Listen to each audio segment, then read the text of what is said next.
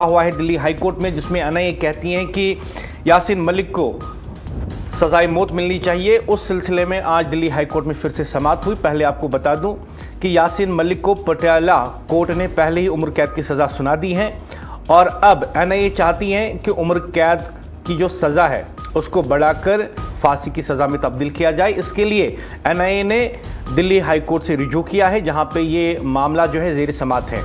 Delhi high court ने अलहदगी पसंद रहनुमा मोहम्मद यासीन मलिक को सजाए मौत देने से मुतल्लिक कौमी तहकीकाती एजेंसी एनआईए की दरखास्त पर समाअत मुलतवी करते हुए एनआईए को जवाब दाखिल करने का आखिरी मौका दे दिया है। जस्टिस नवीन चावला की सरबराही वाली बेंच ने यह हिदायत देते हुए कहा कि अब इस केस की अगली समाअत 22 अप्रैल को होगी। वाज़ह है कि मोहम्मद यासीन मलिक इस वक्त तिहाड़ जेल में बंद हैं और उम्र कैद की सजा काट रहे हैं। पटियाला हाउस कोर्ट ने 25 मई 2022 को इन्हें यूएपीए की मुख्तलिफ दफ़ात के तहत उम्र कैद और दीगर सजाएं सुनाई थी। इससे कबल 10 मई 2022 को यासीन मलिक ने अदालत में अपने जुर्म का एतराफ़ भी किया था। एनआईए ने बाद में अदालत से रुजू किया और यासीन मलिक के लिए सजाई मौत की मांग की थी। अदालत ने इस पर यासीन मलिक से जवाब तलब किया था और अब उनके जवाब के बाद एनआईए को अपना मौक़िफ़ पेश करने की आखिरी मोहलत दी गई है। यासीन मलिक पर दहशतगर्दी की माली मामलत और 1990 में एयर फोर्सेस के एहलकारों पर फायरिंग जैसे संगीन इल्जामात हैं, जिनमें इन्हें मुजरिम करार दिया गया है। अब इस हाई प्रोफाइल मामले पर सबकी नजरें 22 अप्रैल की समाअत पर टिकी हुई हैं, जहां यह तय हो सकता है कि आगे इस केस में क्या रुख इख्तियार किया जाएगा। दिल्ली हाई कोर्ट ने कत्ल और दहशतगर्दी की माली मामलत के केस में उम्र कैद की सजा काट रहे कश्मीरी अलहदगी पसंद रहनुमा मोहम्मद यासीन मलिक के मामले पर समाअत मुलतवी करते हुए कौमी तहकीकाती एजेंसी एनआईए को अपना जवाब दाखिल करने का आखिरी मौका दे दिया है। जस्टिस नवीन चावला की सरबराही वाली बेंच ने वाज़ा किया है कि अब इस मामले की अगली समाअत 22 अप्रैल को होगी। वाज़ा रहे कि पटियाला हाउस कोर्ट ने 25 मई 2022 को यासीन मलिक को यूएपीए की मुख्तलिफ दफ़ात के तहत मुजरिम करार देते हुए उम्र कैद की और दीगर सजाएं सुनाई थी। अदालत ने दफ़ा 17 के तहत उम्र कैद और 10 लाख रुपए जुर्माना, दफ़ा 18 के तहत भी जो हैं उन्हें उम्र कैद की सज़ा सुनाई थी और जुर्माना भी आयद किया था। दीगर दफ़ात के तहत भी उन्हें 5-5 साल की कैद सुनाई गई थी। इससे कबल 10 मई 2022 को यासीन मलिक ने अदालत में अपने जुर्म का एतराफ़ भी किया था। 16 मार्च 2022 को अदालत ने इस केस में यासीन मलिक समेत कई दीगर मुलजमान के खिलाफ इल्ज़ाम तय करने का हुक्म दिया था, जिनमें हाफिज सईद सलाहुद्दीन, शब्बीर शाह, मसरत आलम और दीगर नाम शामिल थे। अगर पस मंज़र की बात करें तो 1990 की दहाई के और आखिर में मोहम्मद यासीन मलिक समेत कई नौजवानों ने अस्करी रास्ता इख्तियार किया। 90 की दहाई के आगाज़ में JKLF के सरबरा इशफाक मजीद की हलाकत के बाद यासीन मलिक तंजीम के सरबरा बने, ताहम बाद में वो गिरफ्तार हुए, कई साल जेल में रहे और फिर हथियार छोड़कर पुरअमन सियासी जद्दोजहद का ऐलान किया। यासीन मलिक बाद के बरसों में ट्रैक डिप्लोमेसी का भी हिस्सा रहे और मरकजी हुकूमत के साथ मुख्तलिफ सतह पर मुज़ाकरात में शामिल रहे। ताहम दफ़ा 370 की मनसूखी से कबल ही एनआईए ने इन्हें दहशतगर्दी की माली मामलत और 1990 में एयर फोर्सेस के एहलकारों पर फायरिंग के इल्ज़ाम में गिरफ्तार किया था। इस मुकदमे में दिल्ली की अदालत ने इन्हें मुजरिम करार दिया और उम्र कैद की सज़ा सुनाई। यासीन मलिक इस वक्त तिहाड़ जेल में बंद हैं। उम्र कैद की सज़ा सुनाए जाने के बाद एनआईए ने दोबारा अदालत से रुजू करते हुए इनके लिए सजाई मौत की मांग की थी। अदालत ने इस पर यासीन मलिक से जवाब तलब किया था और अब इनके जवाब के बाद एनआईए को अपना मौक़िफ़ पेश करने की आखिरी मोहलत दी गई है। अब इसकी अगली समाअत जो है 22 अप्रैल को होगी। एनआईए जो है उन्होंने दिल्ली कोर्ट से रुजू किया और उन्होंने कहा कि पटियाला कोर्ट ने जो यासीन मलिक को उम्र कैद की सज़ा सुनाई है, हम उससे मुतमईन नहीं हैं और एनआईए मांग कर रही है दिल्ली हाई कोर्ट में कि यासीन मलिक को सजाई मौत की सज़ा दी जाए। मज़ीद बात करने के लिए मेरे साथ जुड़े हुए हैं मेरे साथी आरिफ, ये बताइए, पटियाला कोर्ट में ने तो उम्र कैद की सज़ा दे दी थी और उसके बाद जो है एनआईए दिल्ली हाई कोर्ट से रुजू करती हैं और यासीन मलिक के लिए सजाई मौत की फरियाद वहाँ पे करती हैं। आज वहाँ पे समाअत थी, क्या तफसीलात है? मुदस्सिर, बिल्कुल। यहाँ पे अगर बात करेंगे जो यासीन मलिक की यहाँ पे उम्र कैद के बाद एनआईए की जानिब से जो मांग की गई थी उसको सजाए मौत देने की, तो उसमें बड़ी पेशरफ्त जो है सामने आई है। दिल्ली कोर्ट से इस वक्त जो ये पेशरफ्त सामने आई है उसके मुताबिक कत्ल और दहशतगर्दी की माली मामलत के मुकदमे में उम्र कैद की सजा काट रहे कश्मीरी अलायदगी पसंद रहनुमा मोहम्मद यासीन मलिक के मामले पर अदालत ने समाअत जो है मुलतवी कर दी है। हाईकोर्ट ने कौमी तहकीकाती एजेंसी यानी एनआईए को अपना हतमी जवाब दाखिल करने का आखिरी मौका देते हुए वाज़ेह किया है कि अब इस केस की अगली समाअत 22 अप्रैल को होगी। ये समाअत जस्टिस नवीन चावला की सरबराही वाली बेंच कर रही है। अदालत के सामने एनआईए की जानिब से यासीन मलिक के लिए सजाए मौत की दरख्वास्त ज़ेर गौर है, जबकि यासीन मलिक इस वक्त पहले ही उम्र कैद की सजा भुगत रहे हैं। अदालत ने इस बात पर जोर दिया कि सजा में इजाफे जैसे संजीदा मामले में तमाम कानूनी नुकात और शवाहिद का बारीक बीनी से जायजा लिया जाएगा। याद है कि पटियाला हाउस कोर्ट ने 25 मई 2022 को यासीन मलिक को गैर कानूनी सरगर्मियों की रोकथाम के कानून यानी यूएपीए की मुख्तलिफ दफात के तहत मुजरिम करार दिया था। अदालत ने दहशतगर्दी की माली मामलत से मुतल्लिक दफा 17 के तहत उम्र कैद और 10 लाख रुपए जुर्माना आयद किया था, जबकि दहशतगर्द सरगर्मियों की साजिश और तंजीम से वाबस्तगी के तहत मुख्तलिफ दफात में उन्हें 10 साल और 5 साल कैद की सजाई भी सुनाई गई थी। इससे कबल 10 मई 2022 को यासीन मलिक ने अदालत में अपने जुर्म का एतराफ भी किया था और इसी केस में कई दीगर अफराद के खिलाफ भी इल्जाम तय किए गए थे, जिनमें हाफिज सईद, सईद सलाहुद्दीन, शबीर शाह और मसरत आलम के नाम शामिल है। अगर पस मंजर की बात करें तो मोहम्मद यासीन मलिक 1980 की दहाई के आखिर में कश्मीर में उभरने वाली अस्करी तस्करी का जो है एक नुमाया चेहरा रहे हैं। 90 की दहाई में JKLF के सरबराह बनने के बाद वो कई बरस जेल में रहे। बेदजा उन्होंने हथियार तरक करके पुरअमन सियासी जदोजहद और मुज़ाकराती रास्ता इख्तियार करने का ऐलान किया। वो बाद के बरसों में ट्रैक टू डिप्लोमेसी का भी हिस्सा रहे और मरकजी हुकूमत के साथ मुख्तलिफ सतह पर बातचीत में शरीक भी रहे। ताहम बाद में एनआईए ने उन्हें दहशतगर्दी की माली मावनत और 1990 में एयरफोर्स के एहलकारों पर फायरिंग के केस में गिरफ्तार किया। इस वक्त यासीन मलिक तिहाड़ जेल में कैद है और उम्र कैद की सजा के बाद एनआईए ने दोबारा अदालत से रुजू करते हुए उनके लिए सजाए मौत का मुतालबा किया था। अब अदालत ने एनआईए को आखिरी मौका दिया है कि वो अपना मुकम्मल मौक़िफ़ पेश करे और 22 अप्रैल की समाअत इस हाई प्रोफाइल केस में फैसला कुन साबित हो सकती है। आया कि यहाँ पे यासीन मलिक उम्र कैद की सजा ही काटेंगे या उनको एनआईए की दायर करदा अपील के तहत जो है उम्र के यहाँ पे सजाई मौत की सजा सुनाई जाएगी। इस बात का फैसला जो है 22 अप्रैल को ही यहाँ पे तय लगता है कि हो जाएगा, क्योंकि 22 अप्रैल की समाअत इस हाई प्रोफाइल केस में फैसला कुन जो है साबित हो सकती है। जी मुदस्सिर जी, और जिस तरीके से हम देखते हैं कि एनआईए की जो समाअत थी, इससे पहले पटियाला कोर्ट में जो यासीन मलिक की समाअत हो रही थी, वहां पे उन्हें मुजरिम करार दिया गया और उम्र कैद की सजा सुनाई गई और कई जुर्माने भी उन पे आयद किए गए। लेकिन उसके बाद एनआईए जो है मुतमईन नहीं दिखी पटियाला हाईकोर्ट के फैसले से और अब वो इस मामले में इसके लिए यासीन मलिक के लिए फांसी की मांग कर रहे हैं। और जो इस वक्त दिल्ली हाईकोर्ट में समाअत हो रही है 22 अप्रैल आखिरी दिन हो सकता है एनआईए के लिए जब उन्हें जवाब देना होगा अदालत के सामने, नहीं तो उनका ये राइट जो है क्लोज किया जा सकता है। 22 अप्रैल 2026 की क्या अहमियत बताई जाती है इस केस के हवाले से?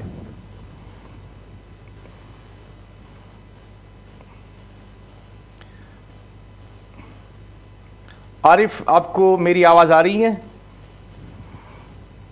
जी मुदस्सिर जी, अगर आपको मेरी आवाज आ रही है तो पूछना चाहूंगा कि 22 अप्रैल की जो समाअत है उस सिलसिले में चाहूंगा कि उसकी क्या अहमियत है, और साथ ही मैं ये भी जानना चाहूंगा कि यासीन मलिक ने इससे पहले कोर्ट को बताया था कि उन्होंने कई वज़रा के साथ या वज़ीर अज़मों के साथ काम किया है। बिल्कुल, यहाँ पे अगर बात करेंगे जिस तरह से यहाँ पे सफर रहा है जिंदगी का यासीन मलिक का, जो कई विवादों में भी हमें देखने को मिला और यहाँ पे बहुत सारी बार जब भी यहाँ पे यासीन मलिक का मसला उठा तो कई बार यहाँ पे संगीन रुख इख्तियार किया गया, क्योंकि पहल हम देखा करते थे कि जब भी उस केस के लिए मुताबिक सुनवाई हुआ करती थी तो कहीं ना कहीं यहाँ पे देखा जाता था कि किस तरह से इसको निपटा जाएगा। हालांकि बहुत ट्रायल्स भी चली उसको यहाँ पे अदालत में भी, और यहाँ पे लोग भी यहाँ पे देख रहे थे कि किस तरह से इस जुर्म के खिलाफ जितने भी जुर्म उस पे सर पे आए हुए हैं या उन्होंने जब जुर्म का एतराफ भी किया है किस तरह से उसको यहाँ पे देखा जाएगा, क्योंकि यहाँ पे कानून की नवीयत के हिसाब से ये एक मिसाल कायम हो जानी चाहिए थी कि यहाँ पे बार बार जो यहाँ पे मुल्क के आइन को ज़ख्म पहुंचाने के लिए जो इक़दाम उठाए गए कुछ नासिर की जानिब से उसके उनको किस तरह से जो है यहाँ पे देखा जाएगा। तो यहाँ पे अदालत में समाअत के दौरान मोहम्मद यासीन मलिक ने दावा किया कि वो माजी में मुख्तलिफ बाती वज़राए आज़म के साथ राबिते में रहे और कई हुकूमतों के दौर में मुज़ाकराती अमल और मुख्तलिफ सतह के राबितों का हिस्सा भी रहे। यासीन मलिक ने अदालत को बताया कि उन्होंने अपने सियासी सफर के दौरान मुख्तलिफ अदवार में मरकज में कायम हुकूमत के साथ बातचीत की और मुतअद्दिद भारतीय वज़राए आज़म के साथ भी उनके रवाबित रहे हैं। यासीन मलिक के इस बयान को उनके वकील की जानिब से इस मौक़िफ़ के तौर पर पेश किया गया कि वो एक तवील अरसे तक पुरअमन सियासी अमल और मुज़ाकराती रास्ते से वाबस्ता रहे। ताहम एनआई की तरफ से इस पर सख्त एतराज किया गया और कहा गया कि मुकदमा में जो है असल सवाल इन पर आयद इल्जाम एतराफ़ जुर्म और मौजूद शवाहिद का है, न कि उनके माजी के सियासी राब्ते का। ये बयान इस हाई प्रोफाइल केस में एक और अहम पहलू के तौर पर देखा जा रहा है, जिस पर आइंदा समातों में मजीद बहस होने का इम्कान है। जैसे ही इस मामले में कोई नई पेशरफ्त होती है तो यहाँ पे बिल्कुल हम भी नाज़रीन तक पहुंचाना चाहेंगे। लेकिन यहाँ पे देखने वाली बात यह है कि जिस तरह से अगर जो भी हुकूमत के साथ राबिते उनके रहे थे, जो भी यहाँ पे सियासी अमल में और मुज़ाकराती रास्ते से जो वाबस्ता रहे, यहाँ पे मुख्तलिफ वज़राए आज़म के साथ यहाँ पे कोई ट्रैक टू डिप्लोमेसी का हिस्सा भी रहे। लेकिन वहाँ पे दूसरी बात भी देखनी है कि जो भी उन्होंने जुर्म का एतराफ़ खुद भी किया है या जो भी उनसे फर्द जुर्म आयद हुए हैं, चाहे हम बात करेंगे एयरफोर्स के अफराद को कत्ल करने का या यहाँ पे किडनैपिंग केस का या दूसरे जो भी जुर्मा या पे जुर्म उन्होंने जो है आयद उन पे हुए हैं, हालांकि उनका एतराफ़ भी उन्होंने किया था। तो उस हवाले से यहाँ पे एनआई चाहती है कि उनको यहाँ पे उम्र कैद के बजाय सजाई मौत मिलनी चाहिए। लेकिन अब यहाँ पे अगर बात करेंगे अदालत का, तो यहाँ पे भारतीय अदालत निज़ाम जो है सजाई मौत यहाँ पे डिक्लेयर करना यहाँ पे नाइब तरीन चीज का असूल होता है। हालांकि भारतीय अदालत निज़ाम में सजाई मौत सिर्फ इसी सूरत में दी जाती है जब मुकदमा इंतहाई गैर मामूली और संगीन नवीयत का होता है। यहाँ पे अदालत देखती है कि क्या जुर्म ने मुआशरे को हिला कर रख दिया है, क्या मुलजिम का रवैया मुसलसल खतरनाक रहा, क्या उम्र कैद नाकाफी समझी जाती है, तो उसके बाद ही यहाँ पे उम्र कैद का फैसला बदल कर और यहाँ पे सजाई मौत दी जा सकती है। और यहाँ पे एनआई भी यहाँ पे वही अपील कर रही है कि उनके जुर्म जो भी है जिनका उन्होंने खुद भी एतराफ़ किया है काफी संगीन नवीयत के हैं, तो उनको सजाई मौत देनी चाहिए। लेकिन अब देखना यह होगा कि 22 अप्रैल को क्या कुछ निकल कर सामने आएगा, क्या किस तरह का फैसला यहाँ पे अदालत की जानिब से सुनाया जाएगा, क्या उनको वाकई उम्र कैद में ही यहाँ पे अपनी जिंदगी जो है गुजारनी पड़ेगी या उनको सजाई मौत दी जाएगी। ये देखना होगा कि 22 अप्रैल के फैसले में क्या कुछ निकल कर अदालत से सामने आएगा। जी बोले जी, आरिफ मेरे साथ जुड़े हुए हैं जो बता रहे हैं कि आज अदालत की कार्रवाई कैसी रही। दिल्ली हाईकोर्ट के बारे में बात हो रही है जहां पे यासीन मलिक के सिलसिले में आज समाअत होने वाली थी। एनआईए ने पटियाला हाईकोर्ट की जो सजा दी हुई है यासीन मलिक को उम्र कैद की सजा, उससे मुतमईन नहीं है। अब एनआईए ने दिल्ली हाईकोर्ट से रुजू किया है और वहां पे ये मांग की है कि यासीन मलिक की जो उम्र कैद की सजा है उसे सजाई मौत में बदल दिया जाए। आज इस सिलसिले में समाअत थी। जब एनआईए ने यह दावा किया था, ये पेटिशन की थी दिल्ली हाईकोर्ट में, तो उन्होंने दिल्ली हाईकोर्ट में गुहार लगाई थी कि यासीन मलिक को उम्र कैद की सजा नहीं बल्कि मौत की सजा दी जानी चाहिए। उसके बाद इस दिल्ली हाईकोर्ट ने यासीन मलिक को मौका दिया था कि वो एनआईए की तरफ से दायर पिटीशन के जवाब में क्या कुछ कहना चाहते हैं, और यासीन मलिक ने जो कुछ कहना था कह दिया। उसके बाद अब एनआईए को कहा गया था कि जो यासीन मलिक ने आपके पिटीशन के बदले में जवाब दिया है अदालत के सामने, अब उसके जवाब में आप क्या कहना चाहते हैं। आज एनआईए को वहां पे अपना जवाब देना था, उन्होंने नहीं दिया, लेकिन अदालत ने उनको बताया, एनआईए को बताया कि अब आपको आखिरी मौका दिया जाता है कि आप अपना जवाब जो है अदालत के सामने पेश करें। 22 अप्रैल को उन्हें यह वक्त दिया गया है। इस सिलसिले में मजीद तफसीलात दे रहे हैं मेरे साथी आरिफ। जी आरिफ। बिल्कुल, यहाँ पे अगर बात करेंगे जिस तरह से जो एतराफ़ी जुर्म के बावजूद जो है सजा में इजाफा क्यों नहीं हो रहा है। यासीन मलिक के एतराफ़ी जुर्म के बाद अदालत पहले ही सख्त सजा दे चुकी है। अब एनआईए को ये साबित करना होगा कि सजाए मौत ही वाहिद मुनासिब सजा है। माजी का किरदार और मुसलसल सरगर्मियां एनआई की दलील ये है कि यासीन मलिक का माजी अस्करियत पसंदी से जुड़ा रहा। बैठ के बरसों में भी मुबैना तौर पर दहशतगर्दी की मामलत जो माली मामलत है वो जारी रही, जबकि दिफा का मौक़िफ़ यह हो सकता है कि उन्होंने बरसों पहले हथियार छोड़ दिए थे, वो तवील अरसे से हिरासत में है। हालांकि कानूनी हलकों में मजबूरी तासुर क्या है, ज्यादातर माहिरीन मानते हैं कि सजाई मौत इस केस में आसान नहीं होगी। अदालत मजबूत, गैर मामूली और नाकाबिल तरदीद बुनियाद मांगेगी। उम्र कैद पहले ही सख्त तरीन सजा शुमार होती है, इसीलिए हाईकोर्ट इंतहाई एहतियात से एनआईए के दलाइल का जायजा ले रही है। हालांकि कानूनी माहिरीन के मुताबिक यासीन मलिक को पहले ही उम्र कैद जैसी सख्त सजा मिल चुकी है, इसलिए एनआईए की सजाए मौत की मांग को अदालत गैर मामूली मयार पर रख रही है और सिर्फ इंतहाई संगीन सूरत में ही इसे कबूल किया जा सकता है। तो यकीनी तौर पे ये बड़ा ही हाई प्रोफाइल केस है और यहाँ पे क्या कुछ यहाँ पे एनआईए का फैसला आएगा या यहाँ पे क्या कुछ यहाँ पे जवाब तलबी में एनआईए की जानिब से दिया जाएगा और अदालत किस तरह से उन पहलुओं को देखेगी और क्या इस सजा को जो है बदला जाएगा। क्या यकीनी तौर पे जो पहले ही उनको ये संगीन सजा दी सुनाई जा चुकी है, जो उम्र कैद की सजा वो जेल में काट रहे हैं, क्या उसको बदल कर सजाए मौत दी जाएगी। क्योंकि एनआईए की जानिब से यहाँ पे एतराज़ात जताए जा रहे हैं कि हालांकि उनको जो सजा उम्र कैद की सजा मिली है वो काफी नहीं है, क्योंकि उनका ट्रैक रिकॉर्ड अगर चेक किया जाए तो बहुत सारे यहाँ पे जराइम में वो उनका मुलव्वस रहना कहीं ना कहीं यहाँ पे मुल्क की सालमियत को यहाँ पे जख्म पहुंचाने के काबिल माना जाता है और यहाँ पे बहुत सारी जो हलाकतें उनके हाथों से हुई है उसका ही यहाँ पे बहाना दिया जा रहा है और ये बताया जा रहा है कि ये कहीं ना कहीं कौमी दुश्मन के मुताबिक है तो उसको सजाए मौत ही दी जाए। तो अब देखना ये होगा कि उसके जवाब के बाद एनआईए की जानिब से कौन सा फैसला, अदालत की जानिब से कौन सा फैसला सुना जाएगा। क्या उनकी सजा को बदला जाएगा या सजाए जो उम्र कैद की सजा काट रहे हैं उसी पे उनको यहाँ पे अपनी जिंदगी काटनी पड़ेगी या उनकी जो है सजा तब्दील करके सजाए मौत दी जाएगी। 22 अप्रैल को ही इस बात का खुलासा हो जाएगा, क्योंकि यहाँ पे एनआईए ने जो है आखिरी मौका एनआईए को दिया है जो बयान है जो अपने यहाँ पे एतराज़ात है वो जाहिर करने के लिए और इस सजा को तब्दील करने के लिए एनआईए को ठोस जो है एक प्रोग्राम बनाने की जरूरत है और उनसे जिस तरह से कोर्ट ने मांगा है कि हमें अपना जवाब दीजिए। तो अब क्या कुछ जवाब दिया जाएगा और क्या कुछ निकल कर सामने आएगा 22 अप्रैल को ही इस हाई प्रोफाइल केस से मुतल्लिक जो है अहम समाअत जो है 22 अप्रैल को जो होनी जा रही है उसमें फैसला आने की तवक्का है। जी मुदस्सिर, बहुत बहुत शुक्रिया आरिफ मुझे ज्वाइन करने के लिए। आपको बता दूं कि मेरे साथी और editor in chief Indian news के तारिक भट्ट आज दिल्ली में मौजूद रहे। उन्होंने इस पूरे मामले को अच्छी तरह देखा, परखा और शाम 7 बजे वो बराह रास्त मज़ीद तफसीलात इस पर देंगे और हम उनसे बराह रास्त बात करेंगे। आपको बता दूं कि इस वक्त की सबसे बड़ी खबर हम आपको बता रहे हैं, दिल्ली हाई कोर्ट ने अलहदगी पसंद रहनुमा मोहम्मद यासीन मलिक को सजाई मौत देने से मुतल्लिक कौमी तहकीकाती एजेंसी एनआईए की दरखास्त पर समाअत मुलतवी करते हुए एनआईए को जवाब दाखिल करने का आखिरी मौका दे दिया। जस्टिस नवीन चावला की सरबराही वाली बेंच ने यह हिदायत देते हुए कहा कि अब इस केस की अगली समाअत 22 अप्रैल को होगी। वाज़ेह रहे कि मोहम्मद यासीन मलिक को इस वक्त तिहाड़ जेल में बंद है और उम्र कैद की सजा काट रहे हैं। पटियाला हाई कोर्ट ने 25 मई 2022 को इन्हें यूएपीए की मुख्तलिफ दफात के तहत उम्र कैद और दीगर सजाएं सुनाई थी। इससे कबल 10 मई 2022 को यासीन मलिक ने अदालत में अपनी जुर्म का एतराफ भी किया। एनआईए ने बाद में अदालत से रुजू करते हुए यासीन मलिक के लिए सजाई मौत की मांग की। अदालत ने इस पर यासीन मलिक से जवाब तलब किया और अब इनके जवाब के बाद एनआईए को अपना मौक़िफ़ पेश करने के लिए आखिरी मोहलत दी गई है। यासीन मलिक पर दहशतगर्दी की माली मावनत और 1990 में एयर फोर्सेस के एहलकारों पर फायरिंग जैसे संगीन इल्जामात हैं जिनमें इन्हें मुजरिम करार दिया जा चुका है। अब इस हाई प्रोफाइल मामले पर सबकी नजरें हैं 22 अप्रैल की समाअत पर टिकी रहेंगी कि 22 अप्रैल को अदालत क्या कुछ कहती है।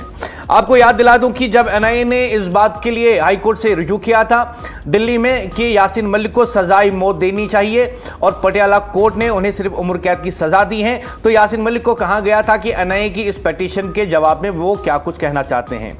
और उस वक्त अदालत में समाअत के दौरान मोहम्मद यासीन मलिक ने यह दावा किया था कि वो माजी में मुख्तलिफ भारतीय वज़राए आज़म के साथ राब्ते में रहे हैं और कई हुकूमतों के दौर में मुज़ाकराती अमल और मुख्तलिफ सतह के राब्तों का हिस्सा रहे हैं। यासीन मलिक ने अदालत को बताया कि इन्होंने अपने सियासी सफर के दौरान मुख्तलिफ अदवार में मरकज में कायम हुकूमतों के साथ बातचीत की और मुतादिद भारतीय वज़राए आज़म के साथ भी इनके रवाबित रहे। यासीन मलिक के इस बयान को इनके वकील की जानिब से उस वक्त मौक़िफ़ के तौर पर पेश किया गया कि वो एक तवील अरसे तक पुरअमन सियासी अमल और मुज़ाकराती रास्ते से वाबस्ता रहे। ताहम एनआईए की तरफ से इस पर सख्त एतराज़ किया गया और कहा गया कि मुकदमा में असल सवाल उन पर आयद इल्ज़ामात, एतराफ़ जुर्म और मौजूदा शवाहिद का है, न कि इनके माजी की सियासी राब्ते का। यह बयान इस हाई प्रोफाइल केस में एक और अहम पहलू के तौर पर भी देखा जा सकता है जिस पर आइंदा समाअतों में मजीद बहस होने का इम्कान बताया जाता है। दिल्ली हाई कोर्ट ने कत्ल और दहशतगर्दी की माली मावनत के केस में उम्र कैद की सजा काट रहे कश्मीरी अलहदगी पसंद रहनुमा मोहम्मद यासीन मलिक के मामले पर समाअत मुलतवी करते हुए कौमी तहकीकाती एजेंसी को अपना जवाब दाखिल करने का आखिरी मौका दे दिया। जस्टिस नवीन चावला की सरबराही वाली बेंच ने वाज़ह किया कि अब इस मामले की अगली समाअत 22 अप्रैल को होगी। वाज़ह रहे कि पटियाला हाउस कोर्ट ने 25 मई 2022 को यासीन मलिक को UAPA की मुख्तलिफ दफात के तहत मुजरिम करार देते हुए उम्र कैद की सजा सुनाई थी और कई मामलात में उन पर जुर्माना भी आयद किया गया था। इससे कबल 10 मई 2022 को यासीन मलिक ने अदालत में अपने जुर्म का एतराफ भी किया। 16 मार्च 2022 को अदालत ने इस केस में यासीन मलिक समेत कई दीगर मुल्जिमान के खिलाफ इल्जाम तय करने का हुक्म दिया, जिनमें हाफिज सईद, सईद सलाहुद्दीन, शबीर शाह, मसरत आलम और दीगर नाम शामिल थे। अगर पस मंजर की बात करें तो 1980 की दहाई और अवाखिर में मोहम्मद यासीन मलिक समेत कई नौजवानों ने अस्करी रास्ता इख्तियार किया था। 90 की आगाज में JKLF के सरबरा इशफाक मजीद की हलाकत के बाद यासीन मलिक तंजीम के सरबरा बने, ताहम बाद में वो गिरफ्तार हुए, कई साल जेल में रहे और फिर हथियार छोड़कर पुरअमन सियासी जदोजहद का ऐलान किया। यासीन मलिक बाद में बरसों में ट्रैक 2 डिप्लोमेसी का भी हिस्सा रहे और मरकजी हुकूमत के साथ मुख्तलिफ सतह पर मुज़ाकरात में शामिल रहे। ताहम दफा 370 की मनसूखी से कबल ही NIA ने इन्हें दहशतगर्दी की माली मावनत और 1990 में एयर फोर्सेस के एहलकारों पर फायरिंग के इल्जाम में गिरफ्तार किया। इस मुकदमे में दिल्ली अदालत ने इन्हें मुजरिम करार दिया और उम्र कैद की सजा सुनाई। यासीन मलिक इस वक्त तिहाड़ जेल में बंद हैं। उम्र कैद की सजा सुनाए जाने के बाद NIA ने दोबारा अदालत से रुजू करते हुए इनके लिए सजाए मौत की मांग की थी। अदालत ने इस पर यासीन मलिक से जवाब तलब किया था और अब इनके जवाब के बाद NIA को अपना मौक़िफ़ पेश करने के लिए आखिरी मोहलत दी गई है। अब सबकी नजरें 22 अप्रैल की समाअत पर टिकी होंगी, जहां यह तय हो सकेगा कि इस हाई प्रोफाइल मामले में अगली तारीख क्या रुख इख्तियार करती है। मोहम्मद यासीन मलिक यानी उनका जो मामला है, जिसके खिलाफ कौमी तहकीकाती एजेंसी ने सजाई मौत की दरखास्त दायर की है और दिल्ली हाई कोर्ट ने NIA को अपना जवाब दाखिल करने के लिए आखिरी मौका दे दिया। ताज़ा पेशरफ्त यह है कि दिल्ली हाई कोर्ट ने NIA को यासीन मलिक के जवाबी मौक़िफ़ के खिलाफ अपना हतमी जवाब दाखिल करने के लिए आखिरी मोहलत दे दी है और अगली समाअत 22 अप्रैल को मुकर्रर हुई है। अदालत ने नोट किया कि मुल्जिम पहले से उम्र कैद की सजा भुगत रहा है और NIA की दरखास्त सजा की शिद्दत में इजाफे यानी मौत की सजा की सिफारिश से मुतल्लिक है। कानूनी हकाइक यह है कि पटियाला हाउस कोर्ट ने 25 मई 2022 को यासीन मलिक को UAPA की मुख्तलिफ दफात के तहत मुजरिम करार दिया था और इन्हें तवील कैद और जुर्मानों की सजा सुनाई थी। यासीन मलिक ने 10 मई 2022 को अदालत में एतराफ जुर्म किया था। NIA की जानिब से बाद अज़ा अदालत से रुजू किया गया और यासीन मलिक के लिए सजाई मौत की सिफारिश की गई, जिस पर अदालत ने मुल्जिम से जवाब तलब किया था और NIA को अपनी दलाइल जमा कराने के लिए आखिरी मौका आज दिया गया। मोहम्मद यासीन मलिक की सवाना और माजी का जायजा अगर लें तो इसकी नवियत समझ में आती है कि 1980 और 1990 की दहाइयों में यासीन मलिक और इन जैसे कई नौजवान अस्करी पसंदों से जुड़े रहे। बाद अज़ा इन्होंने हथियार तर्क करके सियासी व सफारती रास्ते इख्तियार किए और बाज़ अवकात ट्रैक 2 डिप्लोमेसी का हिस्सा रहे। ताहम इन पर मुख्तलिफ संगीन इल्जामात आयद किए गए, जिनमें मुबैना दहशतगर्दी की माली मामनत, 1990 के वाक़ात में शामिल हुए के इल्ज़ाम शामिल हैं। यही तारीखी पस मंज़र मुकदमे की सबूत और फौजदारी इस्तिलाल की बुनियाद बने हुए हैं। मुकदमे में पेश किए गए सबूत, गवाहों और अदालती कार्रवाई ने मामले को पेचीदा बनाया। पटियाला हाउस कोर्ट के फैसले में मुतअद्दिद शवाहिद और गवाहान के बयानात को बुनियाद बनाया गया। NIA ने मामले की नवियत को मद्देनजर रखते हुए बाद हसास नुकात पर खुसूसी तवज्जो दी और अदालत से कुछ दलाइल को निजी तौर पर ज़ैर गौर रखने की इस्तदाबी की गई थी। अदालत आइंदा समाअत में इन नुकात और NIA के हतमी दलाइल का जायजा ले सकती हैं। कानूनी जाविये से अहम बात यह है कि जब किसी मुल्जिम को पहली सख्त सजा सुनाई जा चुकी हो तो सजा की शिद्दत में इजाफे की दरखास्त पर अदालत शवाहिद, कानूनी मियार और आईनी उसूलों के तहत निहायत मोहतात रवैया अपनाती हैं। NIA की दरखास्त सजा के मामले में सख्ती चाहती हैं, मगर अदालत शवाहिद की जांच और कानूनी तकाजे पूरे होने पर ही कोई फैसला करेगी। उम्मीद है कि अदालत तमाम पहलुओं को मद्देनजर रखकर मुनासिब और मुनसिफाना फैसला देगी। इस केस के आइंदा मरहले में जिन बातों पर खास नजर रखी जा रही है वो NIA का हतमी जवाब, अदालत की जानिब से किसी इजाफी सबूत, गवाहों के बयानात की तलब और 22 अप्रैल की समाअत के दौरान अदालत की मुमकिना फैसले या हिदायत हैं। यह मामला अदालती अमल, शवाहिद की सदाकत और सजा के उसूलों के हवाले से एक संगमिल साबित हो सकता है। यह एक हसास और पेचीदा मामला जरूर हो सकता है जिसमें कानूनी, तारीखी और फौजदारी जहते एक साथ हैं। जैसे ही अदालत में मजीद अहम पेशरफ्त होगी, हम आपको पूरी तौर पर उससे आगाह करेंगे।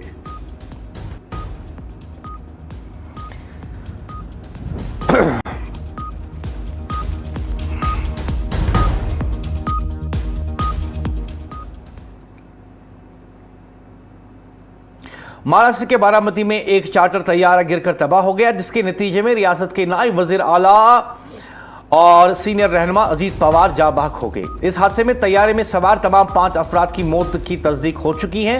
यह हादसा आज सुबह तकरीबन 8:40 के करीब पेश आया, जब तैयारा मुंबई से बारामती पहुंचकर लैंडिंग की कोशिश कर रहा था। DGCIA के मुताबिक ये तैयारा था जिसका रजिस्ट्रेशन नंबर जो है, और यह भी बताया जाता है कि इसे इमरजेंसी लैंडिंग के लिए इसने कोशिश की थी। हुकाम के मुताबिक तैयारे में अजीत पवार के अलावा इनका एक जाती सिक्योरिटी अफसर, एक अमले के अरकान और पायलट जो हैं इसके साथ थे। इब्तिदाई इत्तलात के मुताबिक हादसे में तैयारे में मौजूद कोई भी शख्स जिंदा नहीं बच सका। हादसे की इत्तला मिलते ही मकामी लोग, इंतजामिया और रेस्क्यू टीमें मौके पर पहुंच गए और इमदादी कार्रवाइयां शुरू कर दी। जाए हादसा से आने वाले तस्वीर और वीडियो में देखा जा सकता है कि तैयारा एक खेत में गिरने के बाद आग के शोलों की लपेट में आ गया और दूर दूर तक धुआं फैल गया। अजीत पवार आज जिला पुणे में जारी जिला परिषद इंतखाबात के सिलसिले में मुख्तलिफ रैलियों से खिताब करने वाले बारामती जा रहे थे। फिलहाल तैयारा गिरने की असल वजह मालूम नहीं हो सकी है। हुक्काम का कहना है कि हादसे की वजूहात जानने के लिए बाकायदा तहकीकात शुरू कर दी गई हैं। अजीत पवार महाराष्ट्र की सियासत का एक बड़ा नाम माना जाता था और इनकी अचानक मौत से रियासत की सियासत में हलचल मच गई। इस अलमनाक हादसे पर मुल्क भर में शोक की फिजा है, जबकि सियासी और समाजी हलकों से तैज़ियत के पैगाम का सिलसिला जारी है। इस सिलसिले में आपको बता दें कि महाराष्ट्र के नायब वजीर आला अजीत पवार की अलमनाक मौत पर मुल्क भर में शोक की लहर दौड़ गई और तमाम सियासी जमातों के रहनुमाओं की जानिब से गहरे दुख और ताज़ियत का इजहार किया जा रहा है। वजीर आज़म नरेंद्र मोदी ने अजीत पवार के इंतकाल पर अफसोस का इजहार करते हुए इन्हें आवाम से जुड़ा हुआ और मेहनती लीडर करार दिया। एक्स पर अपने पैगाम में वजीर आज़म ने कहा कि अजीत पवार महाराष्ट्र के लोगों की खिदमत में पेश रहने वाली शख्सियत थे और इनके अचानक इंतकाल से एक बड़ा खिलाफ पैदा हो गया। उन्होंने बारामती में पेश आए तैयारा हादसे में भी गहरे रंज व गम का इजहार करते हुए सोगवार खानदानों के लिए हिम्मत और हौसले की दुआ की। मरकज वजीर दाखिला अमित शाह ने महाराष्ट्र के वजीर आला देवेंद्र से राब्ता करके हादसे से मुतल्लिक तफसीलात हासिल किए। महाराष्ट्र के नायब वजीर आला अखिलेश शिंदे ने कहा कि ये दिन पूरे महाराष्ट्र के लिए इंतहाई दर्दनाक है। उन्होंने अजीत पवार को एक मजबूत साथी करार देते हुए कहा कि दोनों ने मिलकर रियासत के लिए कई अहम मंसूबों पर काम किया। मरकजी वजीर नितिन गडकरी ने अजीत पवार के इंतकाल को जाती और सियासी तौर पर एक नाकाबिल तलाफी नुकसान करार दिया और कहा कि इनकी इंतजामी सलाहियत, तरक्याती विजन और आवाम से जुड़ने की खूबियों को हमेशा याद रखा जाएगा। कांग्रेस सदर मल्लिकार्जुन खड़गे ने भी गहरे दुख का इजहार करते हुए इसे एक उम्मीद अफजा सियासी सफर रखने वाले लीडर का बेवक्त नुकसान करार दिया। शिवसेना, कांग्रेस और दीगर जमातों के कई रहनुमा जिनमें प्रियंका गांधी और दीगर लोग शामिल हैं, भी अजीत पवार के इंतकाल पर ताज़ियत पेश की। जम्मू कश्मीर के वज़ीर आला उमर अब्दुल्ला और PDP सदर महबूबा मुफ्ती ने भी अपने ताज़ियती पैगामात में अजीत पवार को एक काबिल, मुनज़्ज़िम और सीनियर सियासी रहनुमा करार देते हुए इनके इंतकाल पर अफसोस का इजहार किया। उधर उत्तराखंड काबीना ने भी अपने इजलास के दौरान 2 मिनट की खामोशी इख्तियार करके अजीत पवार को खराज अकीदत पेश किया। अजीत पवार की अचानक मौत ने न सिर्फ महाराष्ट्र बल्कि पूरे मुल्क की सियासत को गमज़दा कर दिया है। इस सिलसिले में जम्मू कश्मीर के deputy chief minister Surendra Chaudhary ने भी अपने गम का इजहार किया और मीडिया के साथ बात करते हुए कुछ यूं कहा। बड़ी दुखदाई खबर थी। सुबह जब हम उठे, जब ये खबर हमें मिली और जब हमें टीवियों में हमने सुना, ये खबर सुनी कि शरद पवार साहब अजीत पवार साहब दुनिया में नहीं रहे। महाराष्ट्र के डिप्टी चीफ मिनिस्टर, बड़ा दुख हुआ। एक वो लीडर जिसने जो ग्रास रूट से जुड़े हुए लीडर थे, वो लीडर जिन्होंने हमेशा महाराष्ट्र की अपनी एक आवाज़ रखी उन दूर दराज के इलाकों से, और वो लीडर जो एक विजनरी लीडर थे, वो आज दुनिया में नहीं रहे। एक जहाज के हादसे में वो भी मारे गए, उनके साथ जो क्रू मेंबर थे 5 लोग और थे वो भी मारे गए। बड़ी दुखदाई है और बड़ी ऐसी घटना है जिस पे जितना भी हम शोक मनाएं उतना ही कम है। और आज सिर्फ हम यही दुआ करेंगे उस मेरे रब से, मेरे भगवान से, कि भगवान और रब, मेरा रब उनकी आत्मा को शांति दे, अपने चरणों में निवास दे और परिवार को इतनी हिम्मत, इतना हौसला दे ताकि वो इस गम को भुला सकें और इस दुख की घड़ी से बाहर आ सकें। और जो उनके जो परिवार है उनका, जो उनके बच्चे हैं, अजीत पवार साहब के जो भी सपने अधूरे रह गए हैं वो सपने पूरे करेंगे, ये उम्मीद। कुलगाम में एक 32 साल शख्स गाड़ी में हीटर चलाकर सोने के दौरान दम घुटने से जाँ बहक हो गया। ये वाक़ा जिला अस्पताल कुलगाम के बाहर पेश आया, जहां मतूफी की अहलिया ज़ेरी इलाज थी। इब्तिदाई मालूमात के मुताबिक मतूफी ने सर्दी से बचने के लिए अस्पताल के करीब अपनी गाड़ी पार्क की और इसी में हीटर ऑन करके सो गया। बंद गाड़ी में मुसलसल हीटर चलने के बायस मुबैना तौर पर दम घुटने से इसकी हालत बिगड़ गई। मतूफी की शिनाख्त माशूक अहमद वल्द मोहम्मद यूसुफ मीर साकने कलपुरा कुलगाम के तौर पर हुई है। जब इसे गाड़ी में बेहोशी की हालत में देखा गया तो फौरी तौर पर अस्पताल मुंतकिल किया गया। तब डॉक्टरों के मुताबिक वो अस्पताल पहुंचने से पहले ही दम तोड़ चुका था। बाद अज़ा लाश को तिब्बी व कानूनी कार्रवाई के लिए रवाना किया गया। पुलिस ने वाक़े का नोटिस लेते हुए मुकदमा दर्ज कर लिया है और तहकीकात शुरू कर दी हैं। पुलिस का कहना है कि तमाम लवाजमात मुकम्मल होने के बाद जजद खाकी को आखिरी रसूमात के लिए लवाकिम के हाकिल जो है कर दिया गया है। इस सिलसिले में वहाँ पे लोगों ने एनए न्यूज़ के साथ बात करते हुए कुछ यूँ कहा।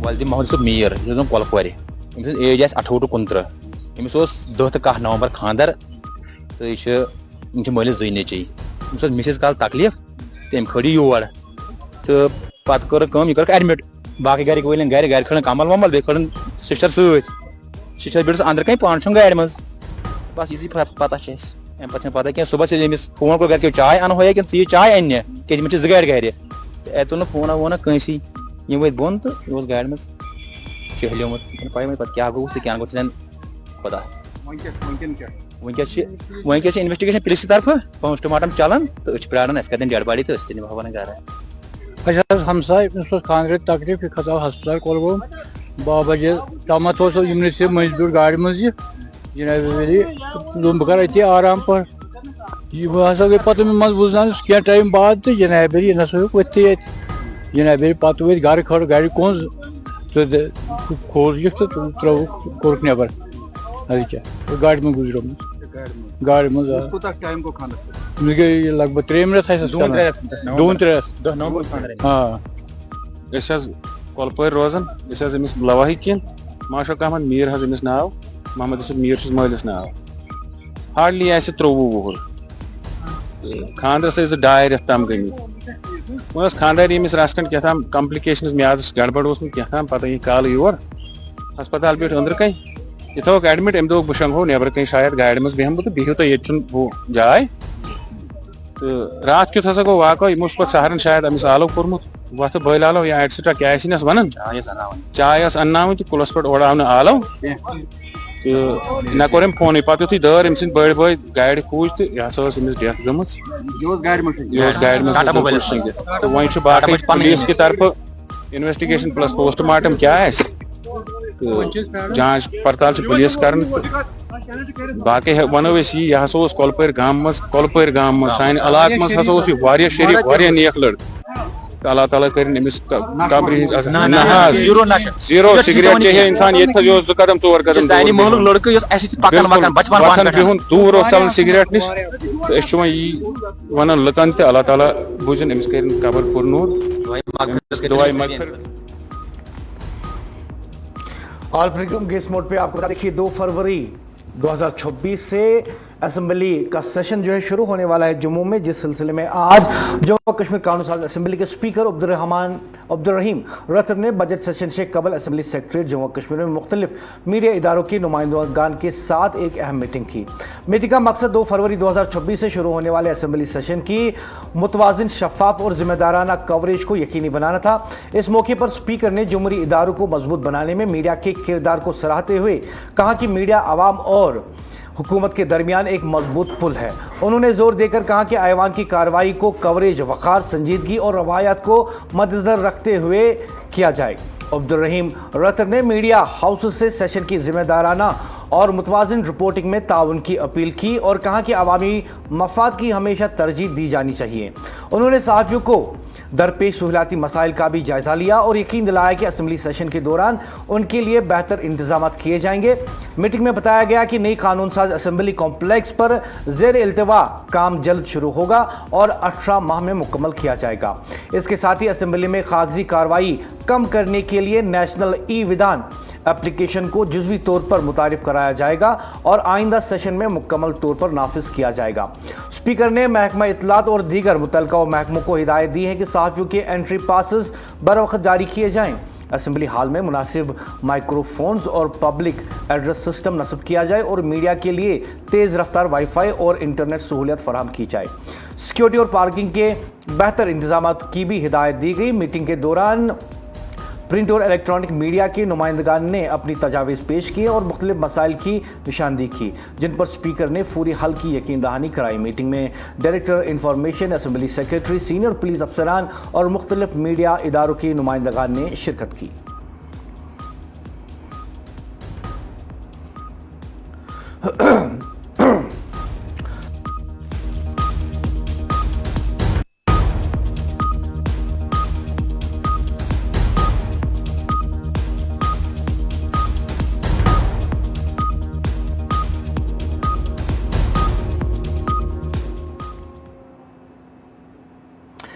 डोडा में बड़ा रेस्क्यू ऑपरेशन, 40 फौजी समेत कई दीगर अफराद को रेस्क्यू के जरिए बचा लिया गया। जम्मू कश्मीर के जिला डोडा में चतरगल्ला पास पर शदीद बर्फबारी के दौरान बॉर्डर रोड ऑर्गेनाइजेशन ने एक कामयाब रेस्क्यू और सड़क बहाली ऑपरेशन अंजाम दिया, जिसके नतीजे में 40 फौजी जवानों समेत 20 फंसे हुए शहरियों को बाहिफाजत निकाला गया।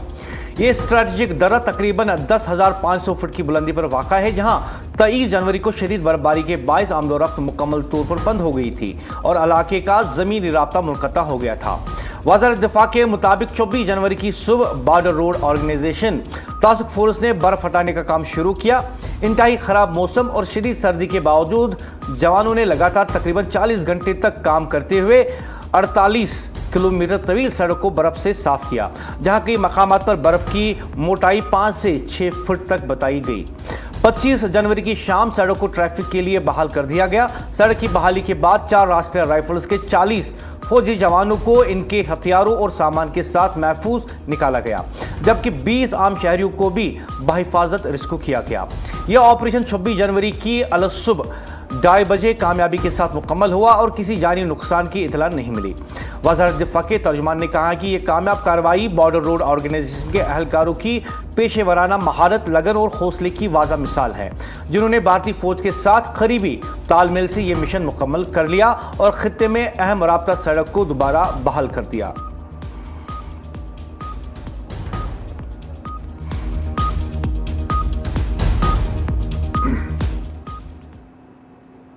अमेरिकी सदर डोनाल्ड ट्रंप ने एक बार फिर ईरान को सख्त धमकी देते हुए कहा है कि अमेरिका का एक और बहरी बेड़ा मशरिक वस्ता की तरफ बढ़ रहा है। उन्होंने एक तकरीब से खिताब करते हुए कहा कि ईरान के खिलाफ फौजी दबाव बरकरार रखा जाएगा और उम्मीद जाहिर की कि तेहरान मुआहदा करने पर आमादा हो जाएगा। सदर ट्रंप ने कहा कि एक और बड़ा अमेरिकी बहरी बेड़ा ईरान की सिमत बढ़ रहा है और अब देखना यह है कि ईरान क्या रवैया इख्तियार करता है। उन्होंने कहा कि ईरान को पहले ही मुआहदा कर लेना चाहिए था। बाद अज़ा एक इंटरव्यू में ट्रंप ने कहा कि ईरान के साथ सूरत हाल बदल रही है। उनका कहना था कि अमेरिका ने खित्ते में बड़े पैमाने पर फौजी वसाइल तैनात कर दिए हैं और ईरान के हुक्काम मुतअद्दिद बार मुज़ाकरात के लिए राब्ता कर चुके हैं। ट्रंप ने दावा किया कि अमेरिका की ईरान के खिलाफ फौजी मौजूदगी बहुत बड़ी है और तेहरान बातचीत करना चाहता है। अमेरिकी हुक्काम के मुताबिक अगर ईरान वाज़ा शराइत पर मुज़ाकरात के लिए तैयार होता है तो वाशिंगटन भी बातचीत के लिए तैयार है। अमेरिकी इंतजामिया की शराइत में यूरेनियम की अफजदगी, मुकम्मल पाबंदी, पहले से यूरेनियम का खात्मा, तवील फासले तक मार करने वाले मिसाइल प्रोग्राम पर रोक और खित्ते में प्रॉक्सी क़ुव्वतों की हिमायत ख़त्म करना शामिल है। ईरान ने बातचीत पर आमादगी जाहिर की है, ताहम शराइत को मुस्तरद कर दिया है। ट्रंप ने यह भी दावा किया है कि जून में अमेरिकी हमलों के दौरान ईरान की जौहरी तनसीबात को निशाना बनाकर इसकी जौहरी सलाहियत को तबाह कर दिया गया, अगर इसके असरात अब भी सवालात खड़ी कर रहे हैं। अमेरिकी सदर ने वादा किया कि ईरान के खिलाफ मजीद फौजी कार्रवाइयों के ऑप्शंस पर गौर जारी हैं और वो अपनी कौमी सलामती की टीम के साथ मशावरत करेंगे। इस दौरान अमेरिकी तैयारा बरदार बहरी जहाज इब्राहिम लिंकन की मशरिक वस्ता में आमद के बाद फौजी दबाव में मजीद इजाफा मुतवक्का है। मजमूई तौर पर सदर ट्रंप के ताज़ा बयान से जाहिर होता है कि अमेरिका एक तरफ ईरान पर दबाव बढ़ा रहा है और दूसरी तरफ सफारती रास्ता भी खुला रखने का अंदिया दे रहा है। तहम आने वाले दिनों में इस कशीदा सूरत हाल में क्या मोड़ आता है, इस पर भी दुनिया की नजरें जमी हुई हैं।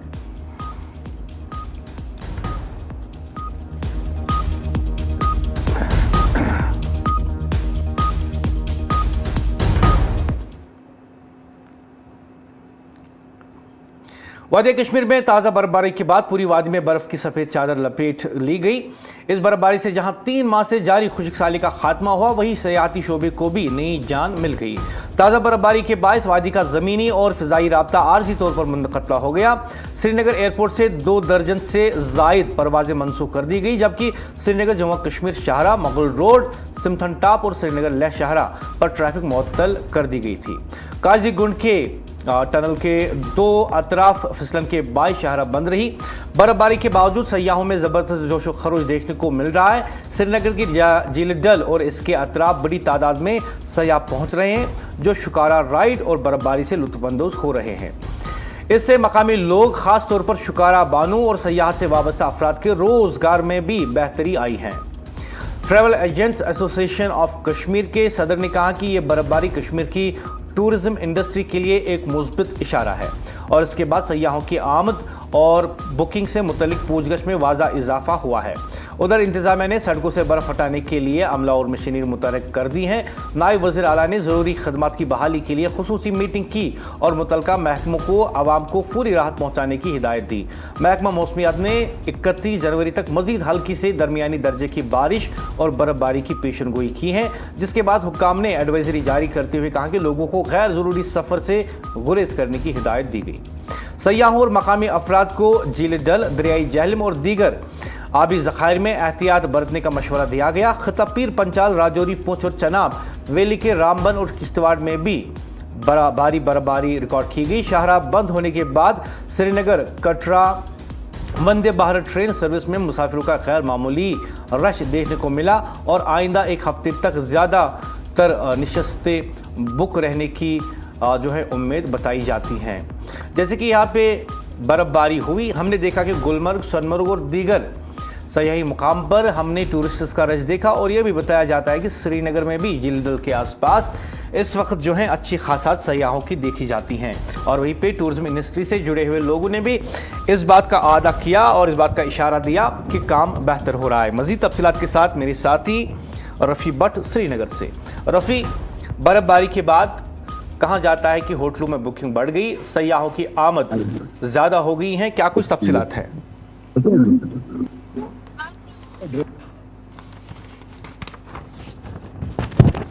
रफ़ी, आवाज़ आ रही है आपको? जिस तरह से आप जानते हैं जी बिल्कुल मुदस्सिर, जिस तरह से आप जानते हैं कि जो 25 अप्रैल 2025 को जो वाकया पेश आया था पहलगाम में, जो हादसा पेश आया था जिसमें जो तकरीबन 25 सयाह थे वो जान बाग हुए थे और उसके बाद कहीं ना कहीं जो कश्मीर की टूरिज्म इंडस्ट्री है वो कहीं ना कहीं हिट हो गई थी। लेकिन जिस तरह से आज हम देख रहे हैं जो सयाहों का रश वादी कश्मीर लगा हुआ है। जिस तरह से आप जानते हैं कि वादी कश्मीर में जो ही विंटर टूरिज्म की जब हम बात करते हैं तो आजकल सोशल मीडिया का जमाना है। जब यहाँ पे बाहर का सयाह आता है तो वो सबसे पहले अपने सोशल मीडिया अकाउंट के जरिए रील्स यहाँ पे बनाता है और खासतौर पे जिस तरह से आप जानते हैं कि जो मुख्तलिफ टूरिस्ट डेस्टिनेशन यहाँ पे है, चाहे गुलमर्ग की बात करें, पहलगाम या सोनमर्ग, जहाँ पे जो बाहर का जो टूरिस्ट है वो आना चाहता है और वो वहां पे वक्त बिताना चाहता है। और जिस तरह से आप जानते हैं कि इस विंटर टूरिज्म की वजह से जो यहाँ का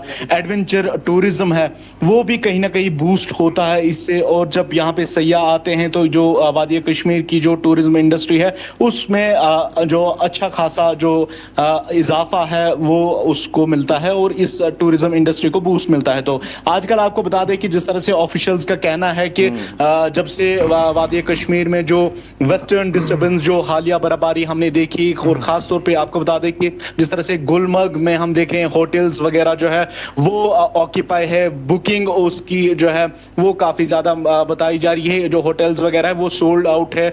और हम देख रहे हैं कि इसके साथ साथ जो मुख्तलिफ जो विंटर गेम्स का इनेकाद गुलमर्ग में होता है उससे भी कहीं ना कहीं जो यहाँ बाहर का सैयाह आता है तो वो कहीं ना कहीं लुत्फ अंदोज होता है। तो फिलहाल के तौर पे आपको बता दें कि जिस तरह से सैयाह यहाँ पे है और कई सैयाहों के साथ हमने बात की और आपको बता दें कि जिस तरह से उनका कहना है कि मौसम सरमा में वो यहाँ वादी कश्मीर आना चाहते हैं और यहाँ की जो मुख्तलिफ टूरिस्ट डेस्टिनेशंस है, और जिस तरह से आप जानते हैं जो हालिया बर्फबारी हुई और अगर हम गुलमर्ग की बात करते हैं तो तकरीबन 2.5 फीट से ज्यादा वहां पे बर्फ जमा है।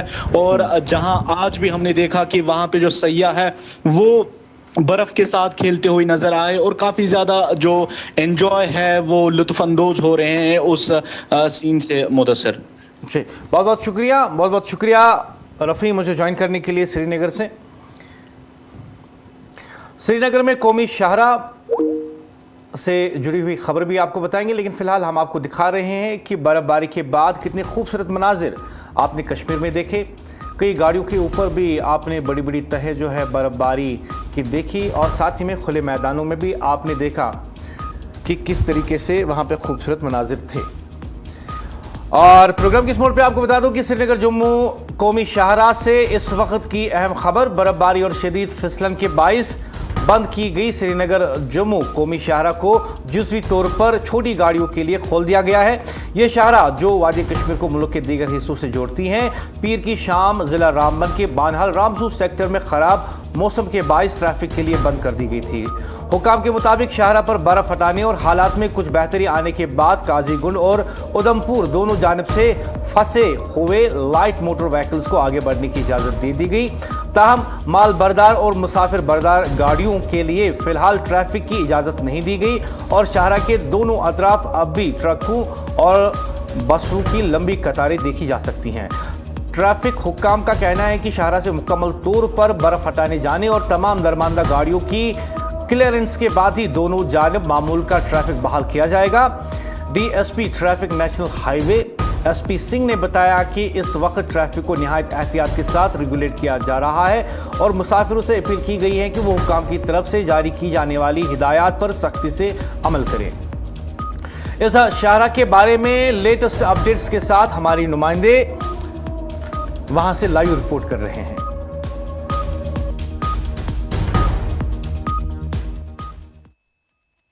बर्फबारी के बीच जम्मू श्रीनगर राष्ट्रीय राजमार्ग को ट्रैफिक की यातायात के लिए जहां बंद किया गया, आज की जहां बात करेंगे, आज मौसम में सुधार आने के बाद जम्मू श्रीनगर राष्ट्रीय राजमार्ग को छोटी गाड़ियों के लिए खोल दिया गया है। वही बड़ी गाड़ियों को यहां से जम्मू के जाने की अनुमति नहीं दी जा रही है। अनंतनाग में मैं मौजूद हूँ और अनंतनाग के जिस मुकाम पे मैं आप तक ये रिपोर्ट पहुंचा रहा हूँ, यहाँ पे फिलहाल जो है केवल छोटी गाड़ियों को जम्मू की ओर जाने की अनुमति दी जा रही। भाई अगर हम बड़ी गाड़ियों की बात करें, बड़ी गाड़ियों को यहाँ से जम्मू की ओर जाने की अनुमति नहीं दी जा रही है। एएनए न्यूज के लिए इस रिपोर्ट के साथ मुख्तार लोन अनंतनाग से। इस अहम तरीन जानकारी के लिए मुख्तार लोन नेशनल हाईवे से सीधे रिपोर्ट कर रहे थे और बता रहे थे कि क्या सूरत हाल इस वक्त बनी हुई है। मैं मुदस्सिर याकूब चाहूंगा इजाजत, शाम 7 बजे फिर से आपसे मुलाकात होगी एक और नए सवाल के साथ। मैं मुदस्सिर याकूब, आप देख रहे हैं एएनए न्यूज और मैं एएनए न्यूज के स्टूडियो से आपसे बराह रास्त मुखातिब। खुदा हाफिज।